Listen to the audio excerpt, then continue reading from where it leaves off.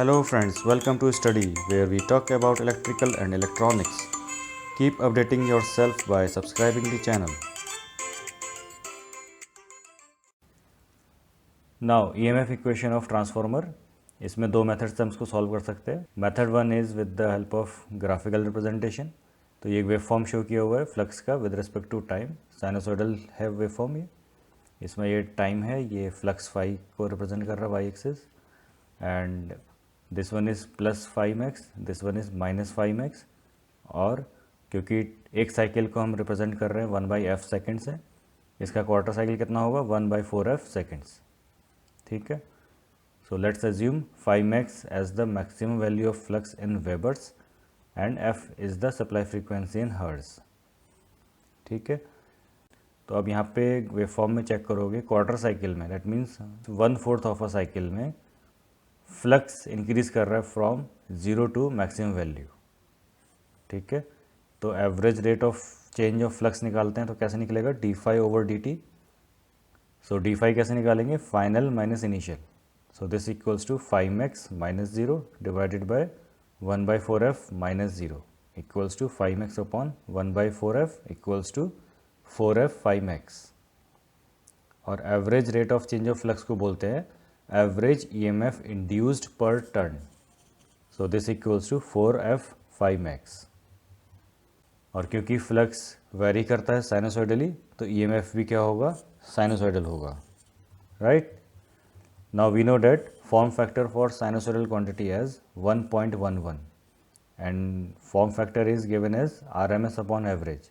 So this will be written as RMS value of EMF induced per turn divided by average value of EMF induced per turn equals to 1.11.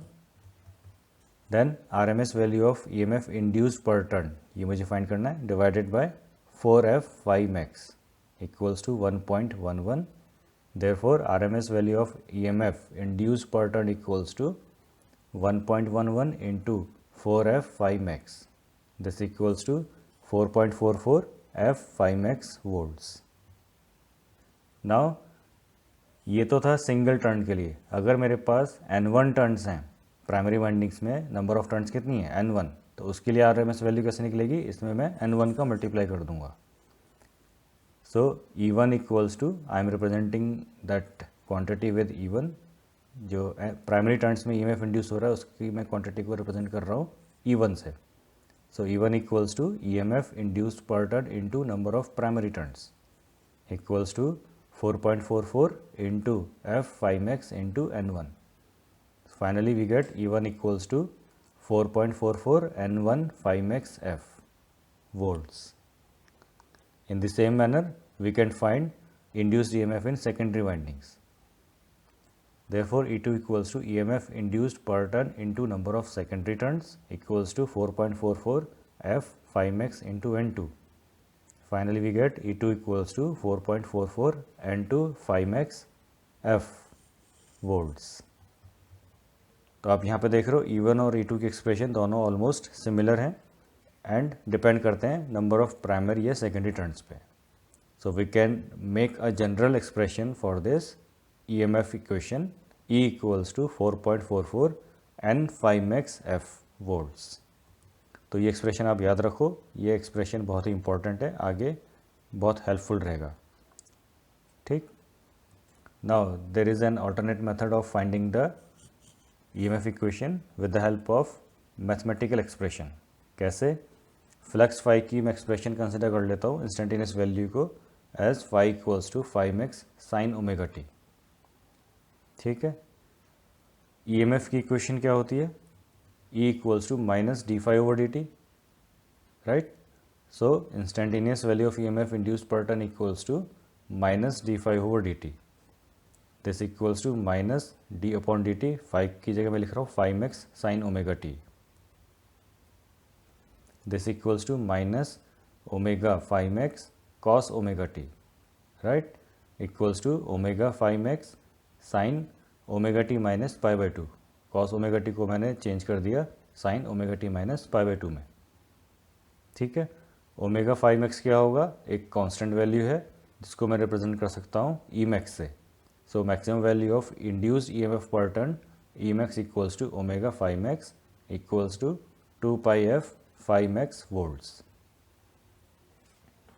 Now RMS value of induced EMF per turn is given as ERMS equals to Emax by root 2. This equals to 2 pi f phi max upon root 2. Solving this we get 4.44 f phi max volts. ये तो रहा expression for single turn, और अगर मेरे पास primary turns हैं N1 की तब उसमें N1 मल्टीप्लाई कर देंगे. So we get RMS value of EMF induced in primary windings as E1 equals to 4.44 N1 phi max f volts. Similarly for secondary windings, E2 equals to 4.44 N2 phi max f volts. So from this you get the general expression E equals to 4.44 N phi max f volts. Next is transformation ratios.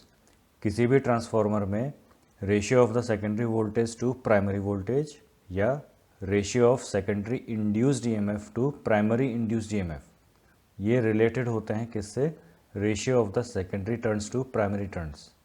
That means transformation ratio K is given as V2 upon V1 equals to E2 upon E1 equals to N2 upon N1 equals to capital K. Transformation ratio को हम capital K से represent करते हैं. तो ये एक relation आपको याद रखना है. सेकेंड थिंग, आइडियल ट्रांसफार्मर के अंदर लॉसेज क्या होते हैं? नेग्लिजिबल होते हैं, इसलिए उसमें input volt amperes equals to होते हैं आउटपुट वोल्ट एम्पियर्स के. That is V1 I1 equals to V2 I2. तो अब यहाँ से फाइंड करोगे I1 upon I2 equals to होगा V2 अपॉन V1 के, और V2 अपॉन V1 क्या है? K. So I1 upon I2 is also equals to K. ठीक. अब बात करते हैं स्टेप अप ट्रांसफार्मर की. स्टेप अप ट्रांसफार्मर में क्या होता है? सेकेंडरी साइड में वोल्टेज हायर साइड में होता है या नंबर ऑफ टर्न्स हायर होती हैं. ठीक है, तो इसलिए जो ट्रांसफॉर्मेशन रेशियो मिलेगा वो ऑलवेज ग्रेटर देन 1 मिलेगा. Same case with the step down transformer, वहाँ पे प्राइमरी वाइंडिंग्स ज़्यादा होंगी. ठीक है, तो इसलिए जो ट्रांसफॉर्मेशन रेशियो होगा वो लेस देन 1 मिलेगा. ठीक है, ट्रांसफॉर्मेशन रेशियो को टर्न रेशियो भी बोलते हैं, और किसी भी ट्रांसफार्मर के लिए टर्न रेशियो हमेशा कांस्टेंट रहेगा, लेकिन वोल्टेज रेशियो वेरी करता है. वो डिपेंड करता है कितना परसेंट हमने लोड दिया हुआ है और पावर फैक्टर क्या है. और जो वोल्टेज रेशियो होता है V2 अपॉन V1 का, वो वेरी करता है अबाउट 1 to 8% के. वो डिपेंड करता है लोड पे और पावर फैक्टर पे. ठीक है. अच्छा, इसको ट्रांसफॉर्मेशन रेशियो को याद रखने के लिए एक तरीका है, इसको रीड करो व्हेन, VEN व्हेन. तो व्हेन जब होगा तो सेकेंडरी अपॉन प्राइमरी लिख के इक्वल्स टू ट्रांसफॉर्मेशन रेशियो के कर सकते हो. सिर्फ करंट प्राइमरी अपॉन सेकेंडरी है, बाकी ये तीनों सेकेंडरी अपॉन प्राइमरी रहेंगे. ठीक. Now let's do some questions. A 250 kVA 11,000/415 volt 50 Hz single phase transformer has 80 turns on the secondary. What will be the maximum core flux? तो पहले देखो question में क्या क्या गिवन है. हमें 80 टर्न्स दिए सेकेंडरी साइड पर, यानी कि N2 की वैल्यू 80 हो गई. फ्रीक्वेंसी दी है 50 हर्ट्ज़, और जो 415 यहाँ पे दिया हुआ है ये E2 है. E2 की वैल्यू है 415. अब एक बात का और ध्यान रखो, अभी जो हम स्टडी कर रहे हैं वो आइडियल ट्रांसफार्मर की कंडीशंस को लेते हुए चल रहे हैं. आइडियल ट्रांसफार्मर की कंडीशन में क्या होता है? V1 इक्वल्स टू E1 होता है and V2 equals to E2 होता है.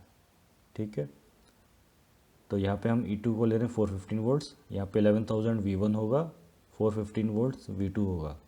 ठीक. Now N2 is 80, frequency is 50 Hz. We know the EMF equation, E2 equals to 4.44 N2 phi max F. Replacing the values, 415 equals to 4.44 into 80 into phi max into 50. Solving this, we get phi max equals to 0.02337 Webers or 23.37 milliwebers. ठीक. This is the final answer, क्योंकि हमें maximum core flux find करना था. Next question is a transformer with output 250 kVA at 3000 volt has 600 turns on its primary and 60 turns on its secondary winding. What will be the voltage on primary side? तो question में check करो क्या क्या given है हमें. First point is output given है eight 3000 volts पर. Output का मतलब है सेकेंडरी साइड पर हमें आउटपुट मिल रहा है, तो इसलिए V2 की वैल्यू तो होगी 3000. 250 kVA दिया, ये रेटिंग होगी ट्रांसफार्मर की. ठीक है. Now transformer has 600 turns on its primary. Clear है. N1 की वैल्यू 600 हो गई. 60 turns on it's secondary. N2 की वैल्यू 60 हो गई. अब मुझे फाइंड करना है वोल्टेज ऑन प्राइमरी साइड, यानी कि V1. तो पहले लिख लो क्या क्या गिवन है. V2 इज़ 3000 वोल्ट्स, N1 की वैल्यू है 600, N2 की वैल्यू है 60. और हमें ट्रांसफॉर्मेशन रेशियो का फॉर्मूला याद है, V2/V1 इक्वल्स टू N2/N1. यहाँ से क्या करेंगे, V1 फाइंड करना है मुझे, तो N1/N2 into V2 equals to 600/60 into 3000. This equals to 30,000 volts. ये मुझे V1 की वैल्यू मिली. And as you know that V1 is same as E1, V2 is same as E2 in case of ideal transformer. Practical transformer जब हम पढ़ेंगे तो अलग वैल्यूज़ मिलेंगी, वो हम बाद में समझेंगे. Alright. Thank you for watching. You may spread the knowledge by sharing the link. And for more updates, please subscribe the channel.